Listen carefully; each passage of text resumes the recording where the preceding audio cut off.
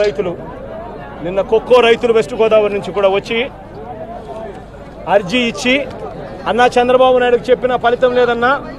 కనీసం నీకన్నా చెప్తా ఉన్నామన్నా, కనీసం మా అగసాట్లు మీరన్నా లేవనెత్తండి అన్నా,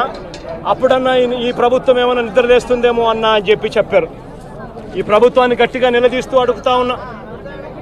ఈ ప్రభుత్వం రైతుల తరపున స్పందించకపోతే, రైతుల తరపున ఈ ప్రభుత్వం పంటలు కొనుగోలు చేసే కార్యక్రమానికి శ్రీకారం చుట్టకపోతే,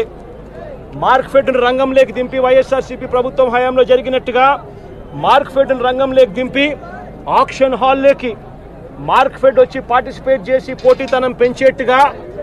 ప్రతి రైతుకు కనీసం యావరేజ్ ప్రైసు, అంటే హై లో రెండు కలిపితే యావరేజ్ ప్రైసు కనీసం 280 రూపాయలన్నా కనీసం రైతుకు వచ్చే విధంగా ప్రభుత్వం చర్యలు తీసుకోకపోతే మాత్రం